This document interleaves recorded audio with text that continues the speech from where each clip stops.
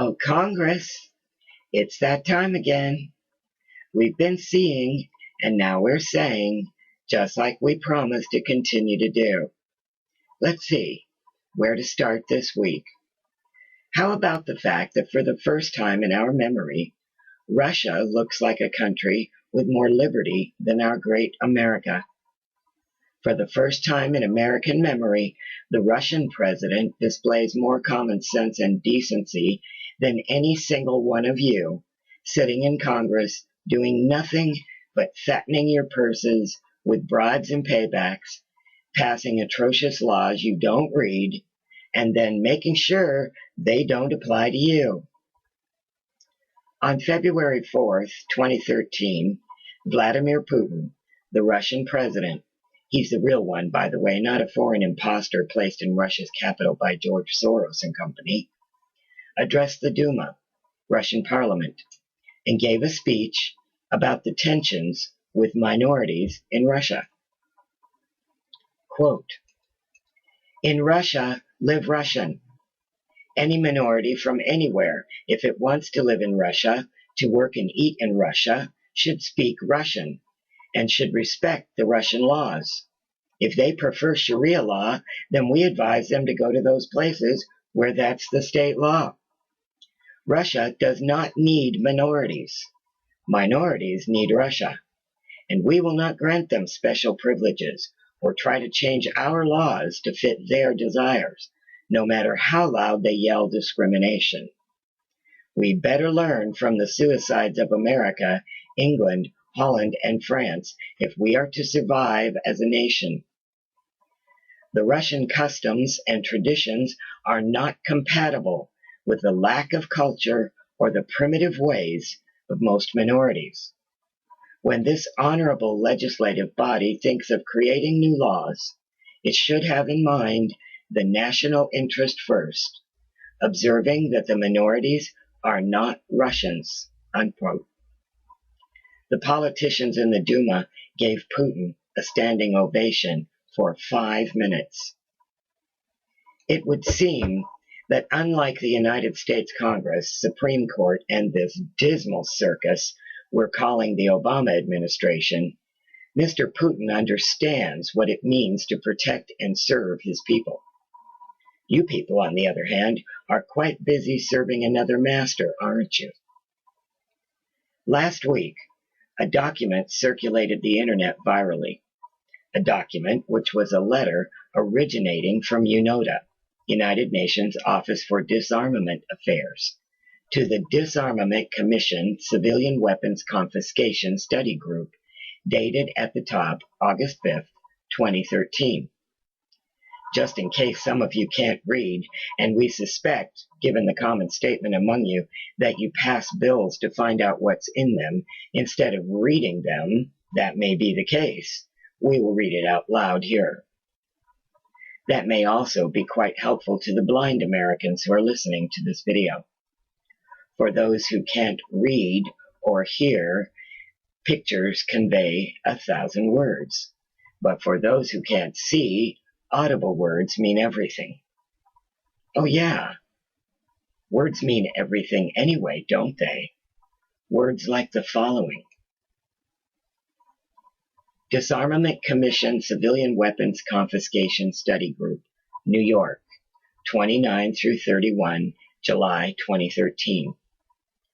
The issue of military-grade weaponry in the hands of civilians looms ever larger in the face of the global implementation of 22/Agenda 21 by member nations.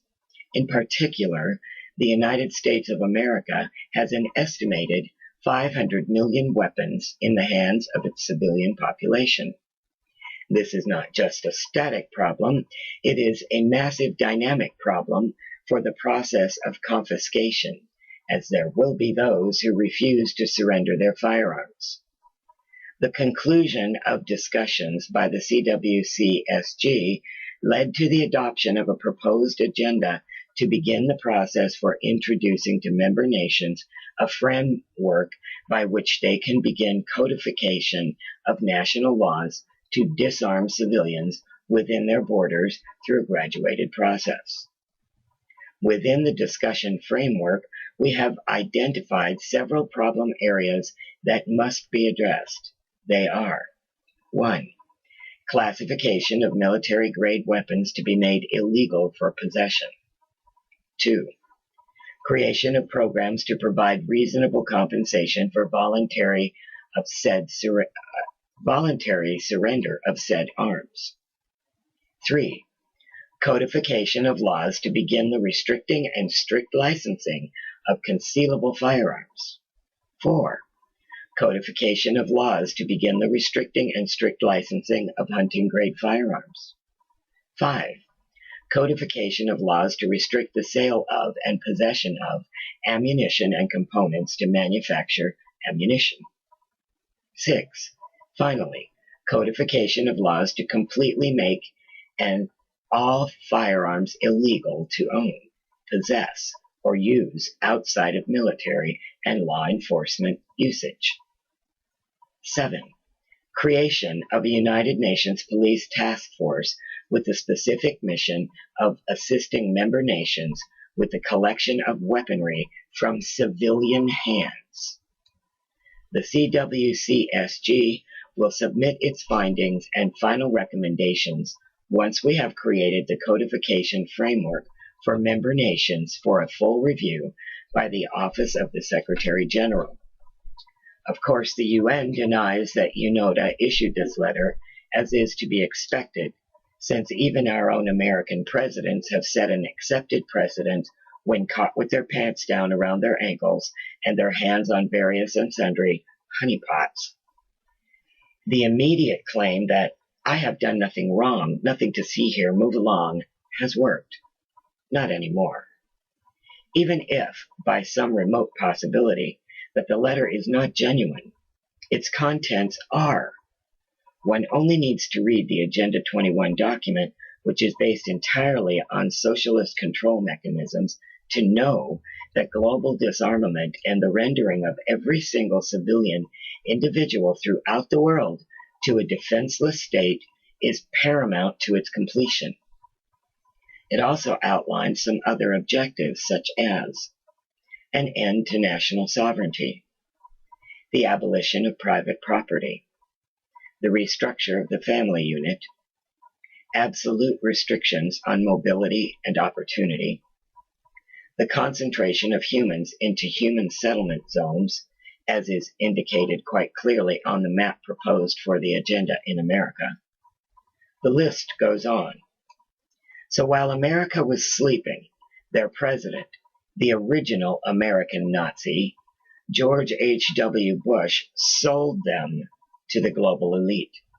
While they were watching the mind control machine, drinking the poisoned water, dosing themselves with toxic chemicals presented as pharmaceutical wonder drugs, and believing themselves protected by the Constitution and the Bill of Rights, another traitor in the White House was swearing their allegiance to a foreign body and dissolving their country and its national sovereignty without their knowledge or consent.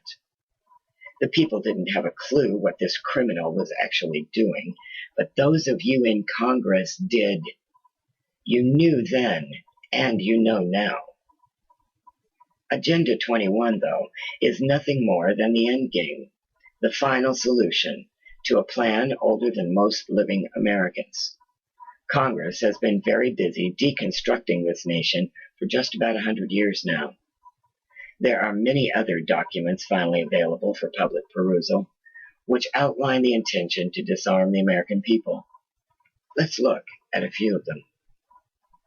In 1961, the U.S. Government Printing Office published the United States Program for General and Complete Disarmament in a Peaceful World, publication number 7277.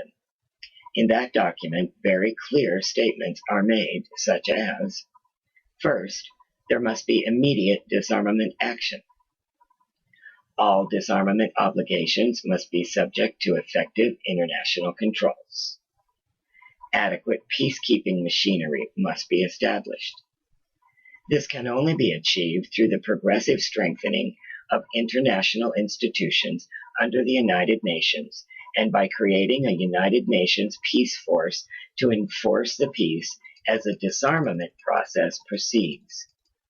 the disbanding of all national armed forces, the elimination from national arsenals of all armaments. The document goes on to describe this idiotic plan in 3 stages. The real nitty-gritty of it comes in stage 3. The manufacture of armaments would be prohibited except for those of agreed types and quantities to be used by the UN Peace Force and those required to maintain internal order. All other armaments would be destroyed or converted to peaceful purposes. So, according to this document, the only way to ensure the peace and safety of the people of the whole damn planet is to render them defenseless and dependent upon Big Daddy UN. Dependent for their personal protection, beg Big Daddy for solutions to their every dispute, and hope Big Daddy favors their position over the other guys. It goes without saying they aren't supposed to notice that Big Daddy is the same entity promoting, enabling, and facilitating war and genocide across the globe. The same communist-controlled entity with the same absurd and moronic idea that social justice is a viable concept. It's beginning to look like the drug culture of the 60s that produced these idiots is still ongoing. Either they've never stopped rolling up and lighting up, or they are suffering daily LSD flashbacks. Somehow, the communists of the 60s, who now much prefer to be called modern progressives, missed the whole dismal outcome for the nations that espoused and instituted Karl Marx's deadly utopian fantasy. Those of us with an ounce of common sense left understand that social justice is just another touchy-feely way to describe the reality of the term slavery, whereby the entire population of the earth is reduced to the living standard of the poorest, most destitute among us. While the elite, all-knowing, all-caring debauchery addicts play Big Daddy, they insidiously take over all our educational institutions and media outlets, terminally infecting our halls of governance from the town hall to the White House with their insanity. Progressivism isn't about progress. It's about regression and transformation from a modern, evolving, albeit slower than we'd like, society based on freedom and liberty back in time to an era of feudal control by the few slave masters over the whole of humanity. In fact, what they have in mind is going to be much, much worse. Then came a real humdinger. Silent weapons for quiet wars discovered quite by accident on July 7, 1986. Despite numerous attempts to claim the document was fake, it was indeed authenticated. What's in that document? Oh, nothing important, unless you consider the details of a plan hatched in the embryonic days of the Cold War, which called for control of the masses through manipulation of industry, people's pastimes, education, and political leanings to be a little more alarming than, say, a level 5 hurricane. The plan called for a quiet revolution, pitting brother against brother, and diverting the public's attention from what is really going on. By the time this document was made virally available and became widely read, most of the agenda had been accomplished. The document outlined exactly how they were going to do it, and do it they have. All of our major industry has been moved to other nations. Most of America is watching outlandishly stupid television programming instead of reading or actually participating in real life. Disgusting grievance pushers like Al Sharpton, Jesse Jackson, and a dozen others even within Congress, not to mention the racist in chief in the White House, make millions of dollars off the suffering of the dumbed-down minorities in order to propagate, promote, and maintain division. Just as the document described in detail, our family units are being destroyed.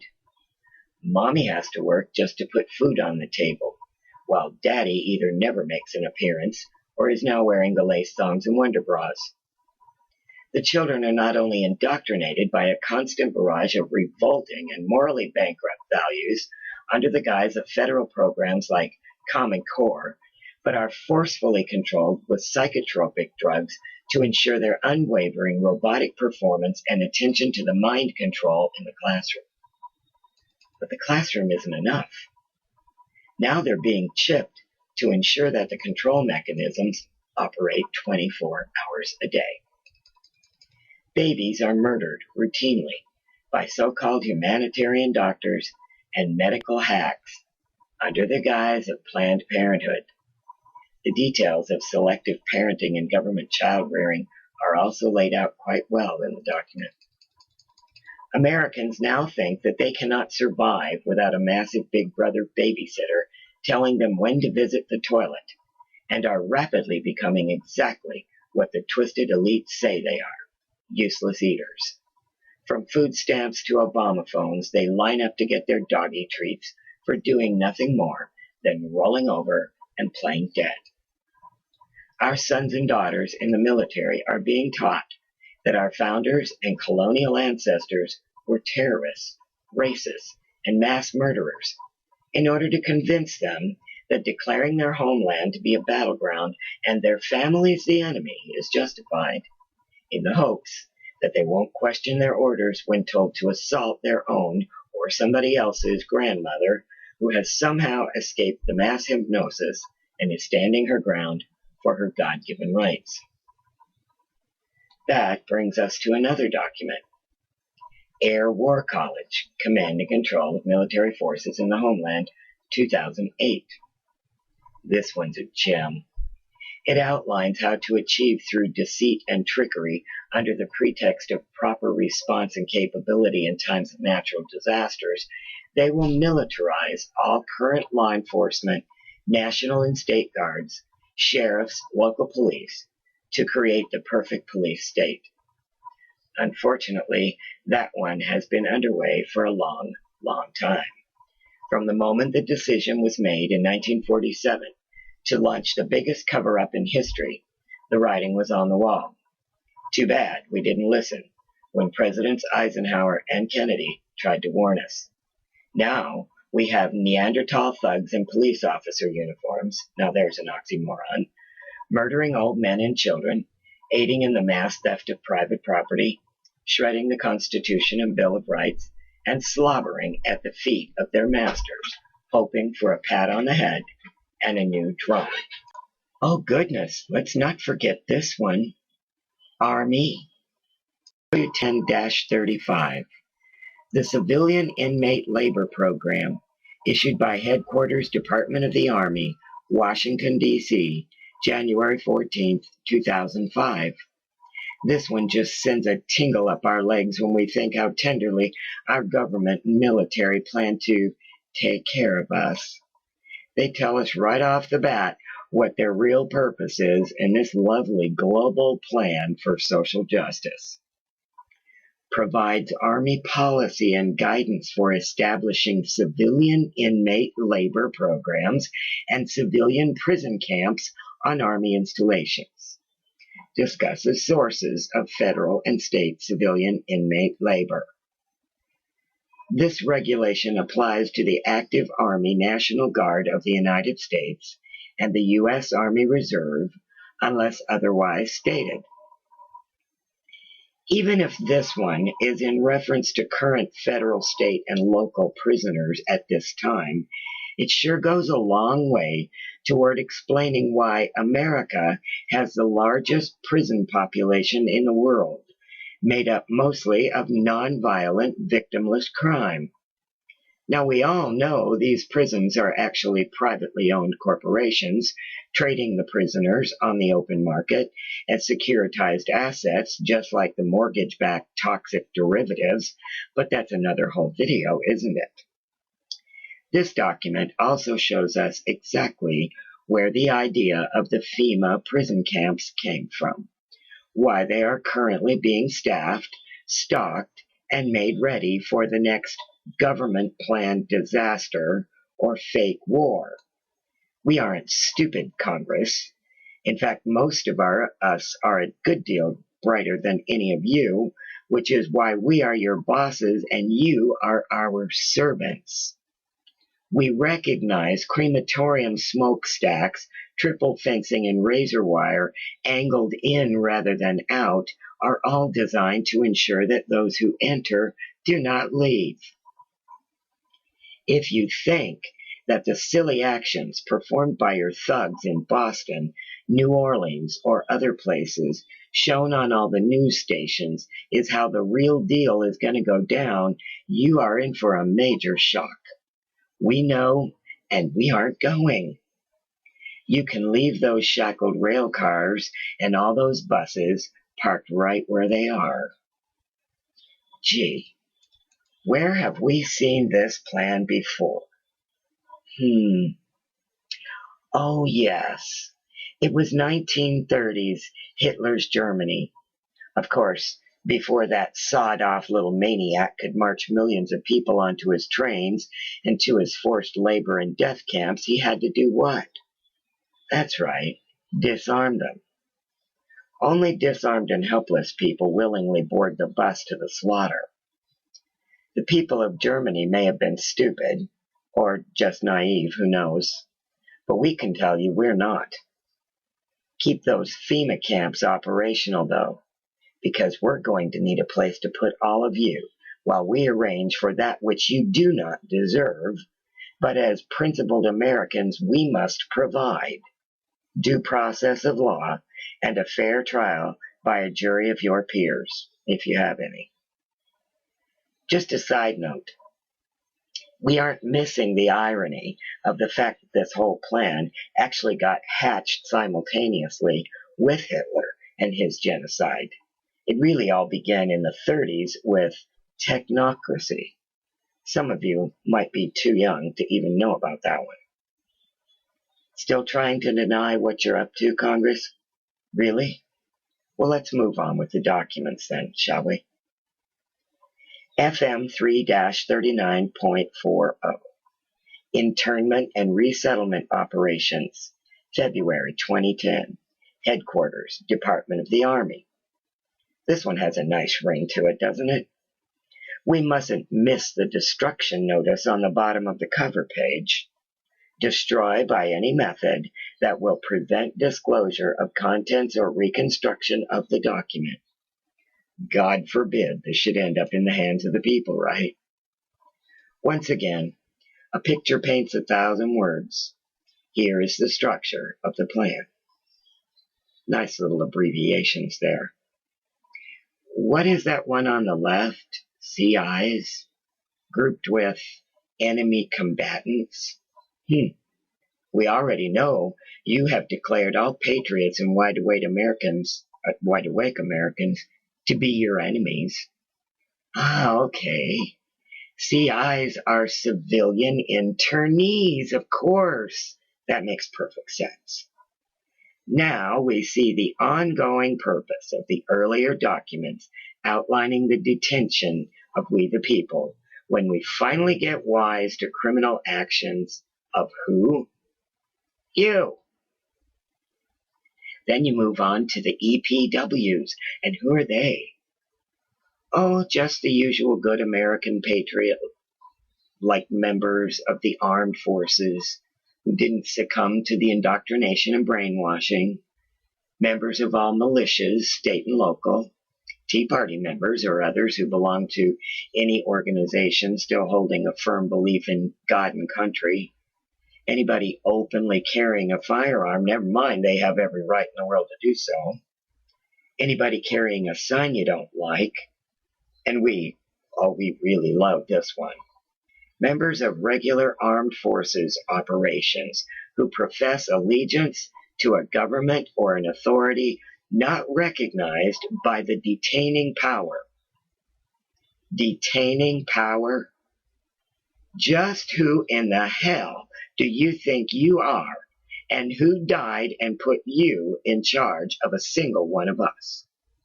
There is not a single one of you intelligent enough to be assuming to be qualified to tell even the least of us what to do or how to do it.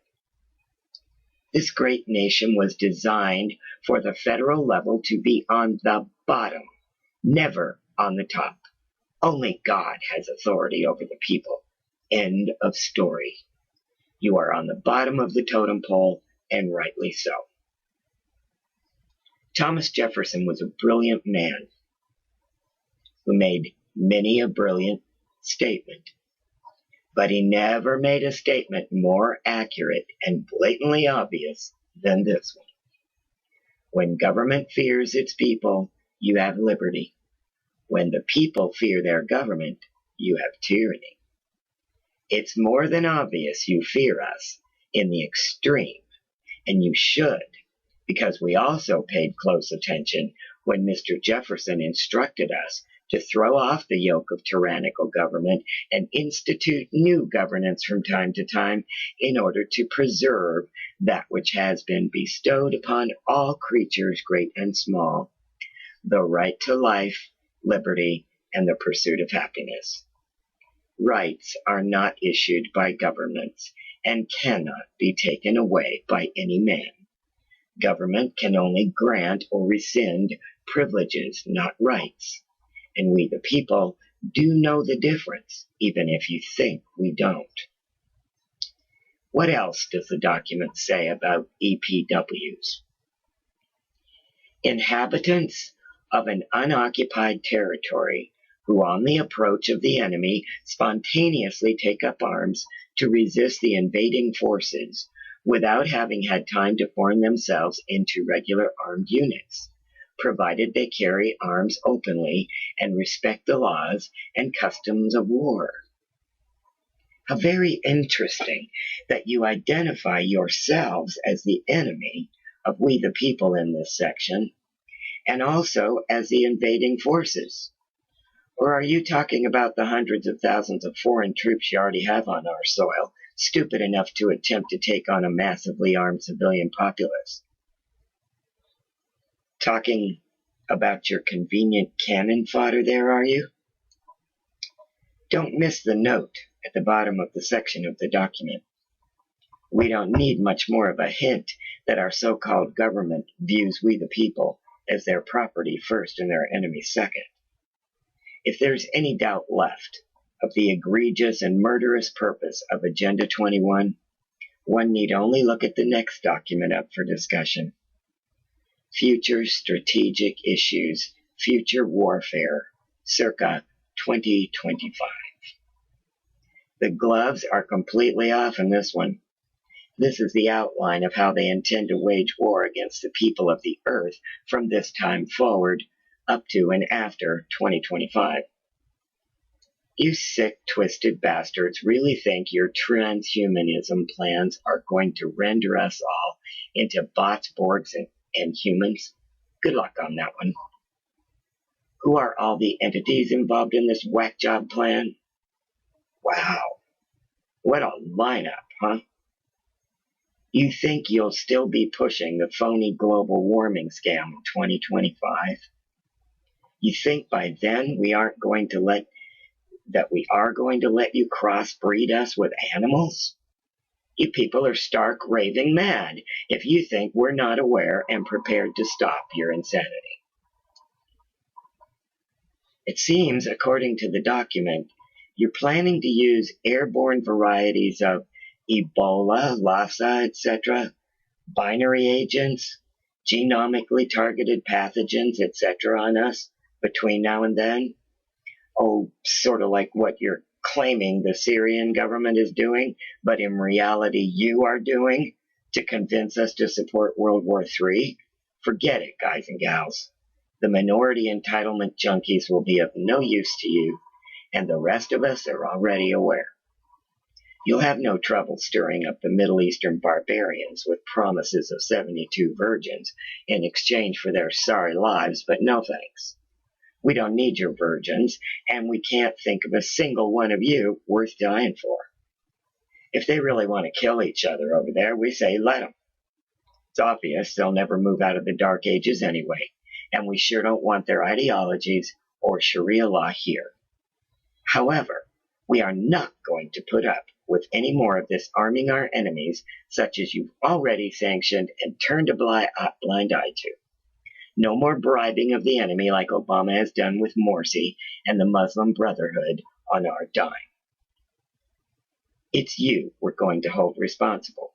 Rein in your mongrel or end up in the dung heap with him.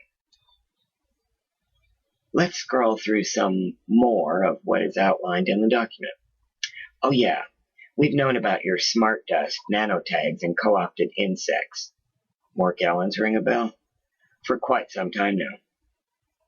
We are fully aware of what you are currently putting in the chemtrails too.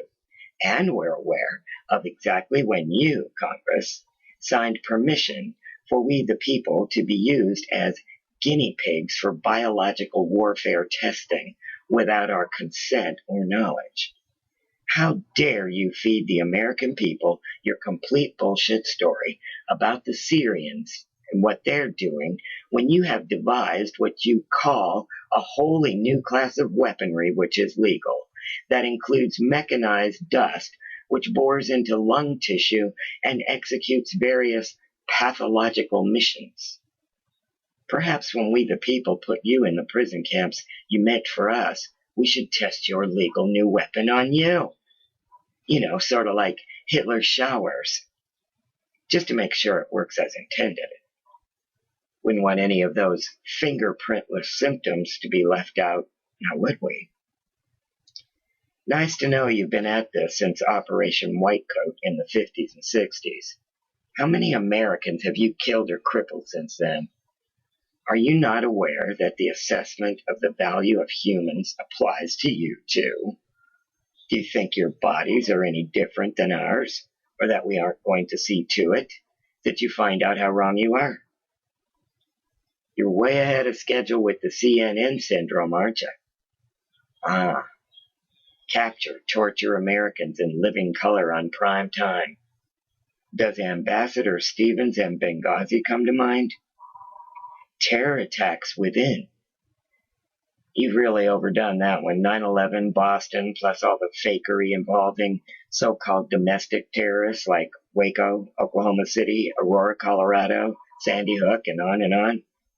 Just so you know, should any EMP happen anywhere, we know where to point the finger. What a rosy future you have planned. Simultaneous, ongoing revolutions in all three major warfare metrics. Don't you think our participation is going to be needed? Oh, we'll probably participate, all right, but not the way you think we will. Your monumental idiocy is right there in black and white on page 113, where you attempt to predict our reactions to this information. Is in the too hard box. Not being done yet by anyone, therefore, will not be done. They would not do that. We have to hope they would not do that. Why go there? Can't defend against it. Some disbelief, but agreement there is too much there to disregard. And we thought the entitlement junkie sheep were brain dead. You people take the cake. There's another document all Americans need to read and follow the links within it. The New Order of the Barbarians, New World Order Plans Exposed by Insider, 1969. No wonder you boys, we refuse to refer to any of you as ladies, despise whistleblowers so much. It must suck mightily when the pawns rebel. The contents page shows the agenda all laid out nice and neat. All those plans leading to Agenda 21, and that we see you forcing down our throats right now. See anything on this list that isn't blatantly obvious on the street? The success of such a revolting and nauseating agenda would only work if the hapless victims didn't catch on. Well, guess what? You can inform your bosses for us. You know, those old fat, hideous bankers that think technology is going to let them live forever. We're not their property. We're not their cattle, and we're not going to bow down to you. One of the most important things Dr. Martin Luther King Jr. ever had to say was, "There comes a time when a moral man can't obey a law his conscience tells him is unjust. That time has come, and we will not obey." Oh, for goodness sake, we almost forgot Iron Mountain, a blueprint to tyranny. In 1961, the Kennedy administration ordered a top-secret study to determine the problems facing the United States if the world moved from an era of war to a golden age of peace.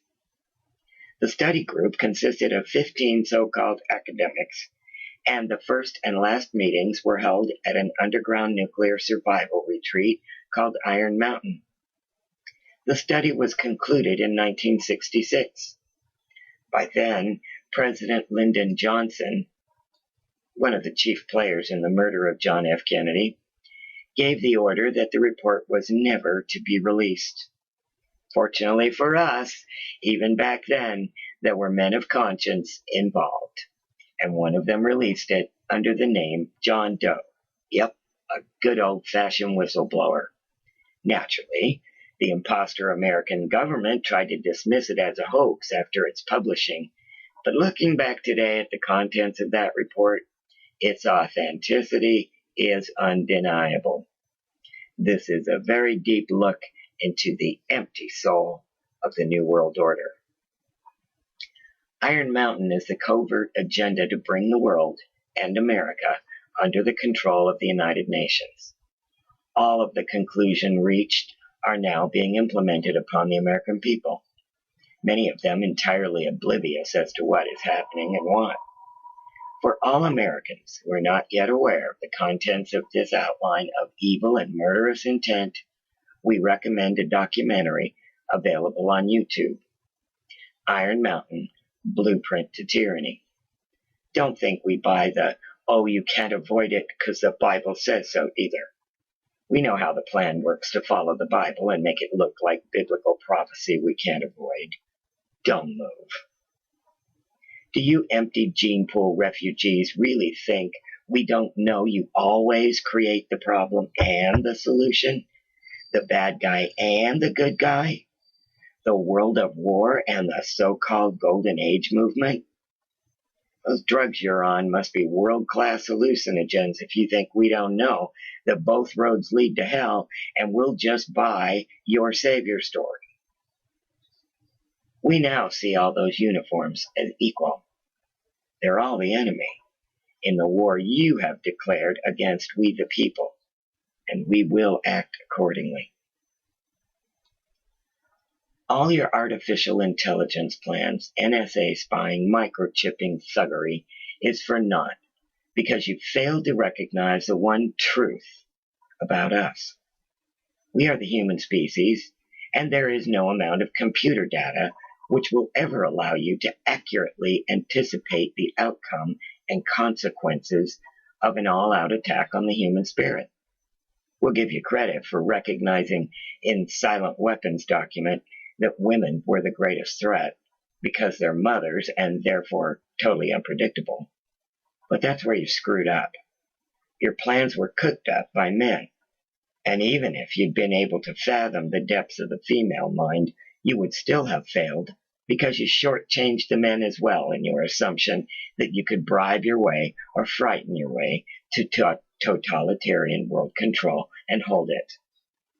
No government of any kind ever has or ever will exist and persist without the consent of the people. It doesn't matter what you do. The human species will only tolerate just so much before they decide to fight, and then you have a big, big problem on your hands. But of course, you know that, don't you? That's the very purpose of the sudden false flag events like Aurora and Sandy Hook and Boston, isn't it? You can't pull this off to completion without disarming America. You've been told by your handlers that you'd better find a way to get us to straighten up and fly right under the UN Small Arms Treaty, haven't you? All your idiotic rhetoric, fake crisis, and phony baloney news campaigns have been for naught. You will never convince us to hand over our guns, so instead you sit there like a bunch of neutered slugs while the slime ball with the golf clubs signs unlawful and unconstitutional executive orders like you think will let you off the hook. When you say, oh, we tried. Yeah? Well, here's the deal, Congress. We know who is voting to accept that treaty, and we know just who to hold accountable first. Let's play Name the Traitor, shall we? The 46 senators that recently voted to give our rights, which they have no authority to give in the first place, to the UN, all pin-headed Democrats, of course. Not that Republicans aren't equally pin-headed, but they're traditionally and historically a lot sneakier and cowardly than Democrats. Democrats are like teenagers on crack with a death wish, in your face with their lunacy, waving their fists like they actually have the power to force their will on us. Baldwin of Wisconsin, Baucus of Montana, Bennett of Colorado, Blumenthal of Connecticut, Boxer of California, Brown of Ohio, Cantwell of Washington, Cardin, Maryland, Carper, Delaware, Casey, Pennsylvania, Coombs, Delaware, Cowan, Massachusetts, Durbin, Illinois, Feinstein, California, no surprise there, Franken, Minnesota, Gillibrand of New York, Harkin of Iowa, Hirono of Hawaii, Johnson of South Dakota, Kane of Virginia, King of Maine, Klobuchar of Minnesota, Landrieu of Louisiana, Lehigh of Vermont, Levin of Michigan, McCaskill of Missouri, Menendez of New Jersey, Merkley of Oregon, McCluskey of Maryland, Murphy of Connecticut, Murray of Washington, Nelson in Florida, Reed of Rhode Island, Reed of Nevada, what a puss, huh? Rockefeller of West Virginia, Sanders of Vermont, Schatz of Hawaii, Schumer of New York, Shaheen of New Hampshire, Udall of New Mexico, Warner of Virginia, Warren of Massachusetts, Whitehouse of Rhode Island, and Wyden of Oregon. The real terrorists are wearing suits and using fakery in their pathetic attempt to manipulate us into supporting their actions. The real terrorists are in the halls of Congress and on our television screens every day, all day. The real terrorists use fantasy and fear on a daily basis to destroy this nation and its people. Now they're trying to convince us that another war, a third world war, started by us in the Middle East, is the necessary way to go on the false claim of chemical attacks actually set up by our own government against the Syrian people. No more, Congress. You kill any more innocent people on foreign soil, you will do it in your name, not ours. We will not participate.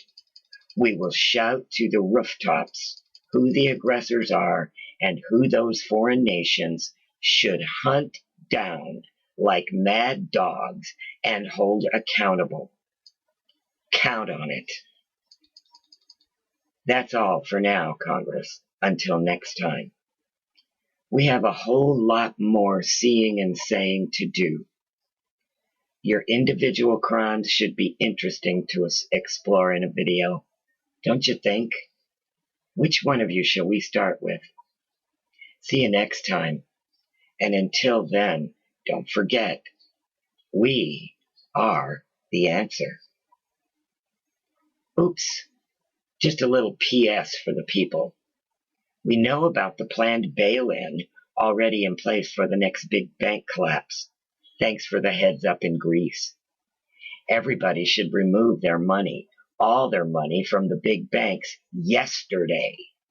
They're going to take your funds to cover their massive gambling debts from the fraudulent mortgage-backed toxic derivatives, just like they did in Greece, but a whole lot bigger.